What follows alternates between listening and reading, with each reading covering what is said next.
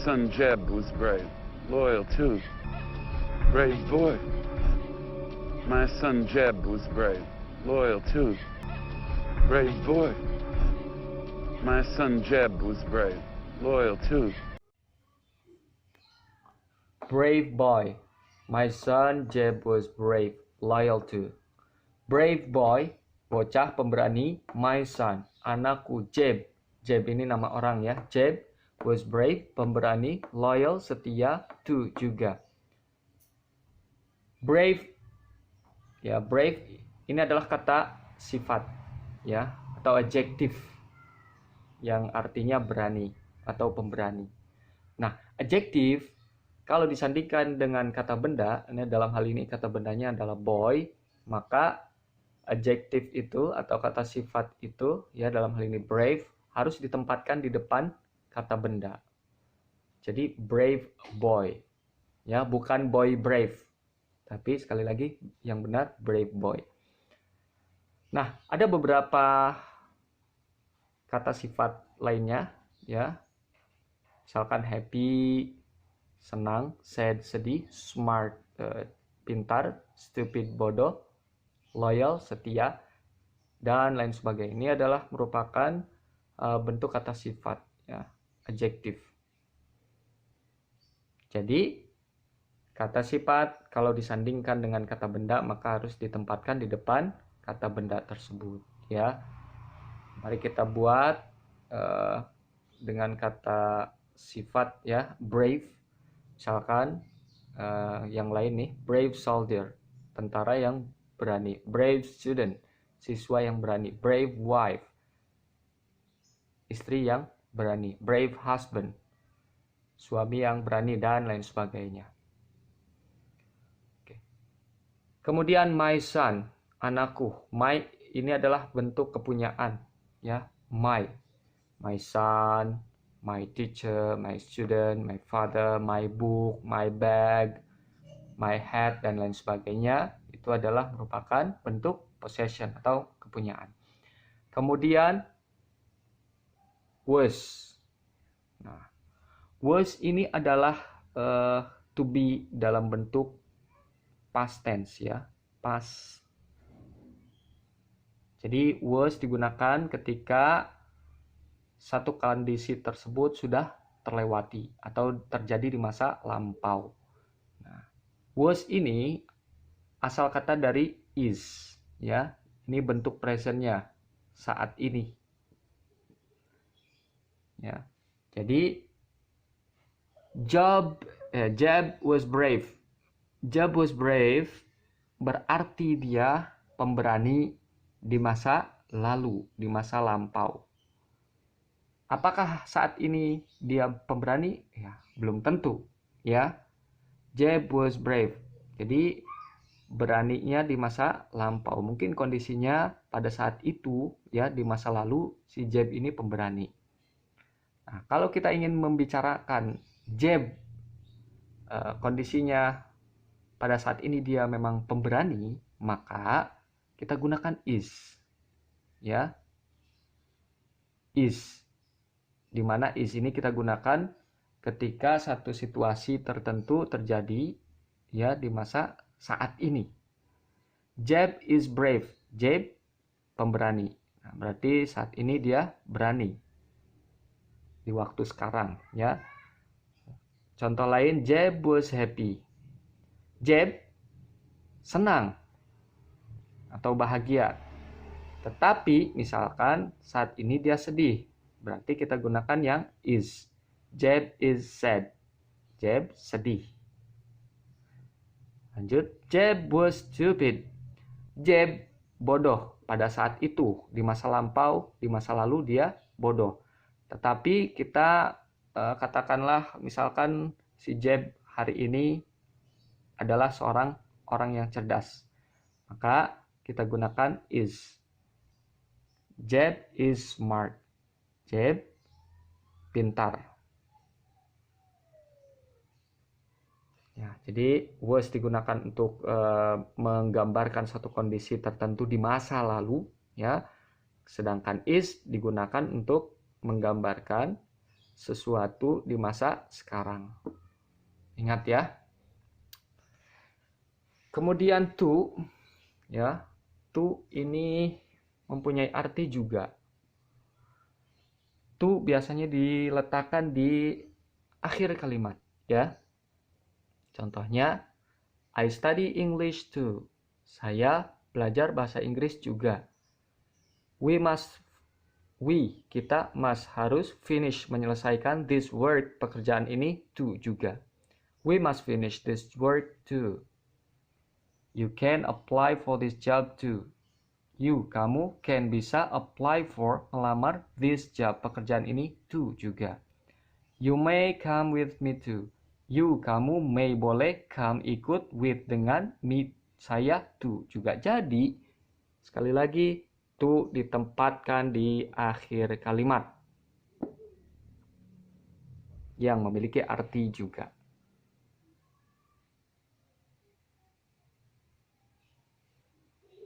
Number 2. Vinny was murdered by his best friend. Vinny was murdered by his best friend. Vinny was murdered by his best friend. Then he was murdered by his best friend. Then, lalu, dia was murdered, dibunuh by, oleh his best friend, sahabatnya atau teman baiknya. Kita fokuskan pembahasan kita pada was murdered by, dibunuh oleh. Ini adalah bentuk passive form, ya, bentuk pasif. Was murdered by artinya dibunuh dalam bentuk pasif, ya. Kita mengenal dalam sebuah kalimat ada kalimat aktif, ada kalimat pasif. Misalkan memakan, itu kalimat aktif. Kalau dimakan berarti dia menjadi pasif. Membunuh, kalimat aktif, dibunuh, pasif. Nah, karena di sini ada was ini adalah to be dalam bentuk past, masa lampau, ya. Ini terjadi di masa lalu, ya. Maka ini masuk ke dalam simple past tense. Kejadian yang terjadi di masa lampau. Mari kita lihat kalimat aktifnya. Was murdered by, dibunuh, ini kalimat pasif. Nah, ini kalimat aktifnya. His best friend murdered him. Sahabatnya murdered, membunuh, him, dia. Nah, ini kalimat aktif. Kalimat pasifnya, he was murdered by his best friend. Dia dibunuh oleh teman baiknya atau sahabatnya. Nah, yang mana dalam pola pembentukan kalimat aktif ke pasif, objek ini akan menjadi subjek. Ya, dia akan berubah menjadi subjek, ya. Ini subjek ke sini, him jadi he, ya. Jadi di depan he was murdered, dibunuh oleh his best friend. Subjek menjadi objek, ya, berubah, bergeser posisinya. Oke, kalimat lain, I ate an apple. Saya memakan apel. Lalu kemudian an apple akan bergerak ke depan, ya, ketika menjadi pasif. Ini aktif, ya. Ini aktif. Ini kalimat pasif. Ya. An apple was eaten by me. I ate an apple, an apple was eaten by me. Yang artinya apel dimakan oleh saya. Kita lihat di sini subjek. Ya, subjek I, you, they, we, he, she. Maka ketika pelakunya, ya, dalam bentuk kalimat aktif, nah, kita buat di sini, kita lihat, ya, I menjadi me, ya, I menjadi me ketika dia menjadi objek, ya. You jadi you, they jadi them, we jadi us, he jadi him, she jadi her. Oke, kita lihat contoh kalimatnya agar lebih memudahkan kita dalam hal ini. You called them. You called them. Kamu memanggil mereka. Maka karena ini objek, kita pilih them, mereka, ya, yang di sini them. Subjeknya you, ya. You called them. Kamu memanggil mereka. Ini aktif. Kemudian pasifnya, them menjadi they. Di depan kalimat ya. Lihat di sini, they. Them menjadi they. Ya, berubah. They were called by you. Mereka dipanggil oleh kamu. Kemudian to be, was atau were yang telah saya sampaikan di awal bahwa to be ini masuk ke dalam simple past tense ya, yang mana kejadian itu telah terjadi di masa lalu. Ya, berarti kegiatan sudah atau peristiwanya itu sudah terlewati di masa lampau. Was ini digunakan untuk subjek dalam bentuk tunggal atau singular ya, tunggal. Kemudian were itu digunakan untuk subjek yang jamak. Masuk jamak tuh misalkan lebih dari 2. Ya, lebih dari 1, misalkan 2, 3, 4, 5 dan lain sebagainya. Banyak lah ya jamak. Kenapa were di sini? Karena they, mereka. Kalau bicara mereka berarti subjeknya lebih dari 1 dong. Betul? Ya, maka kita gunakan were. Karena subjeknya they. Lihat di sini, he was murdered. Kenapa pakai was? Karena dia. Dia ini berarti sendiri. Nah, ini tunggal. Makanya kita gunakan was. Sama halnya yang ini ya. Kemudian, I introduced her. Saya memperkenalkan dia. Saya memperkenalkan dia. Ini kalimat aktif. Lalu kita buat kalimat aktif ini menjadi kalimat pasif. Saya memperkenalkan dia. Dia diperkenalkan oleh saya. Nah, jadi seperti ini. She, dia, was introduced. Diperkenalkan by me, oleh saya. Kenapa was? Karena subjeknya tunggal. Dia. Maka kita gunakan was. She was introduced by me. Lalu bagaimana kalau seandainya kita gunakan subjeknya they?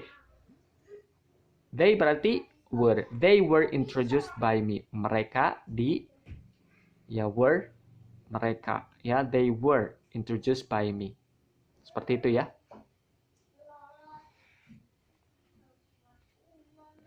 Number 3. Turnbull, let him go. Turnbull, let him go. Turnbull, let him go. Turnbull, let them go. Turnbull adalah nama orang. Let, biarkan. Them, mereka. Go, pergi. Let mempunyai arti biarkan atau izinkan. Nah, dalam penggunaan let, ya, kalau let ini diikuti dengan seperti ini teman-teman ya, harus diperhatikan. Let harus diikuti ya dengan ini ya, serangkaian sebelah kanan. Yang ini. Sebelah kanan. Ke bawah. I jadi me, you jadi you, they jadi them, we jadi us, he jadi him, she jadi her. Jadi let them go bukan let they go. Tapi yang benar let them, yang ini ya, let them go. Biarkan mereka pergi. I, saya, me, saya, you, kamu, you, kamu, they, mereka, them, mereka, we, kita, us, kita, he, dia, laki-laki, him, dia laki-laki, she, dia perempuan, dia, her, dia perempuan. Jadi, dalam hal ini, ya, kita gunakan sekali lagi yang sebelah kanan, ya. Me, you, them, us, him, her, ya. Let them go. Let me go. Let you go. Let us go. Let him go. Let her go. Ya, bukan let I go, let you go, let they go, let we go, let he go, let she go. Bukan itu ya. Bukan sebelah kiri, tapi yang sebelah kanan, ya, yang harus kita gunakan. Nah, kita lihat ya beberapa kalimat lain. Let me introduce myself to you. Let, izinkan. me, saya, introduce, memperkenalkan, myself, diriku, to, kepada, you, kamu. Satu lagi, I will let you run. I, saya, will, akan, let, izinkan, you, kamu, run, berlari. Let us know the answer. Let, izinkan, us, kami, know, mengetahui, the answer, jawabannya. Let us know, izinkan kami, let us, bukan let we. Ya, tapi kita gunakan yang sebelah sini, yang sebelah kanan, let us. Ya, let us seperti ini, let us know the answer. Nah, Number 4. Son, you are not fit to wear this uniform. You're a coward and a traitor. Son, you are not fit to wear this uniform. You're a coward and a traitor. Son, you are not fit to wear this uniform. You're a coward and a traitor. Number 5. It's got nothing to do with them.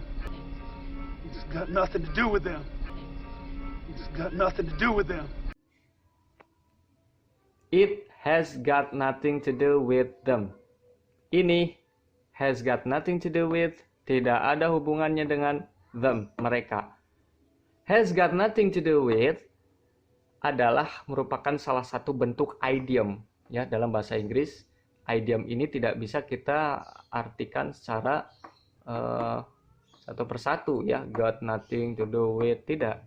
Dan ini memang sudah ketentuannya seperti ini ya. Has got nothing to do with artinya tidak ada hubungannya dengan ya seseorang atau dengan pekerjaan atau dengan suatu hal lainnya.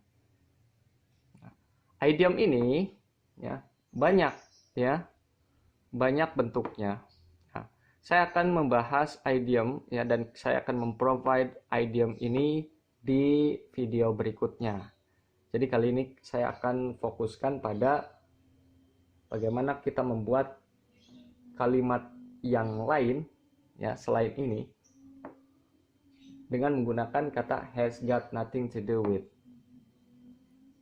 Oke, seperti ini ya. Your job has got nothing to do with this situation.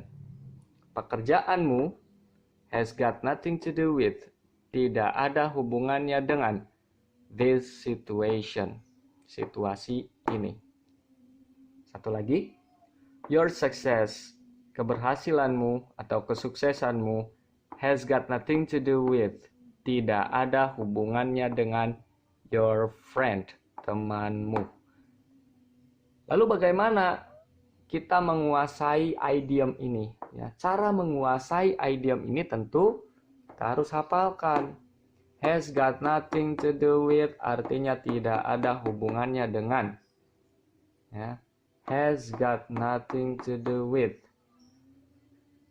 Misalkan, the lesson has got nothing to do with with the teacher, misalkan ya.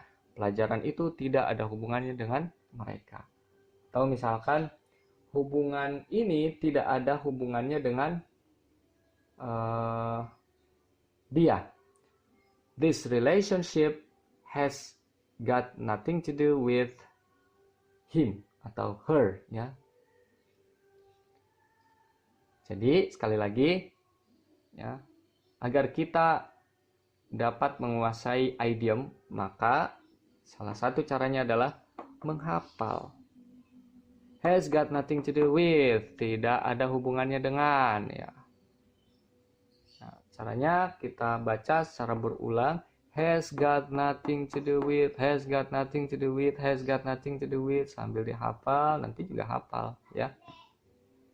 Artinya tidak ada hubungannya dengan ya. Jadi tidak ada hubungannya atau tidak sesuai dengan sesuatu atau hal lainnya. Has got nothing to do with.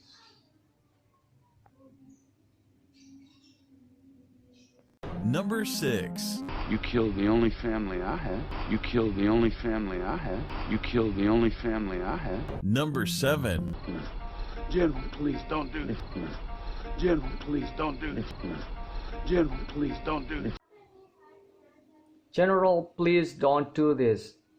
General, please, tolong, don't, jangan, do, lakukan, this, ini. General, please don't do this. Please, ini digunakan untuk meminta, memohon, ya, dengan sopan. Ya, jadi permintaan yang sopan kita menggunakan please. Please mempunyai arti tolong, mohon, atau mempersilahkan orang lain untuk melakukan sesuatu. Kita perhatikan kalimat yang satu ini. Please help me. Please mohon, help tolong, me aku. Please open the door. Tolong open buka the door pintu. Please call me tonight. Please tolong call panggil me saya tonight nanti malam. Call di sini juga bisa kita artikan misalkan kita sedang memegang handphone dan handphone itu kita tunjukkan kepada teman kita. Nah, kita ingin teman kita menelpon. Please call me tonight. Tolong telepon saya. Ya. Bisa seperti itu ya. Please juga bisa diartikan mempersilahkan seseorang ya. Contohnya please sit down. Silahkan duduk. Please eat the food. Silahkan makan makanan itu. Dan lain sebagainya.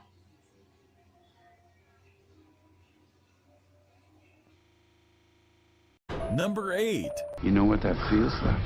You know what that feels like? You know what that feels like? Number 9. Don't do this. Feels like this. I want you to watch. Don't do this. Feels like this. I want you to watch. Don't do this. Feels like this. I want you to watch. Number 10. Every day, that mark will remind you of the man who took everything you had. Every day, that mark will remind you of the man who took everything you had. Every day, that mark will remind you of the man who took everything you had. Every day that mark will remind you of the man who took everything you had. Every day, setiap hari, that mark, tanda itu, will, akan, remind you, mengingatkan kamu, of, pada, the man, orang, who, yang, took, mengambil atau merenggut, everything, segalanya. Remind of artinya mengingatkan. Kita akan mencoba membuat kalimat yang lain. They always remind him of the lesson. They, mereka, always, selalu, remind, mengingatkan, him, dia, of the lesson, tentang pelajaran itu. Kemudian kita lihat di sini who. Who memiliki arti yang, ya, dalam konteks percakapan ini. The man who took everything. Orang yang, who, yang. Pada dasarnya who mempunyai arti siapa atau yang. Ya, contoh kalimatnya, who are you? Who di sini artinya siapa. Are you? Siapakah kamu? Nah, kemudian who dalam arti yang, kita lihat kalimatnya seperti ini. The girl who came here. Perempuan, ya, the girl, perempuan, who, yang, came, datang, here, ke sini. The girl who came here. Perempuan yang datang ke sini. Jadi, kalau konteksnya pertanyaan, kalimat pertanyaan, maka who mempunyai arti siapakah. Tapi kalau konteksnya adalah menyambung klausa, kalimat, maka konteksnya yang. Contohnya tadi ya. Every day that mark will remind you of the man who took everything you had. Who ini mempunyai arti yang. Sama halnya the girl who came here. Perempuan yang datang ke sini. Tapi kalau seandainya kita tempatkan who di depan kalimat, untuk sebuah pertanyaan, maka who ini memiliki makna siapa.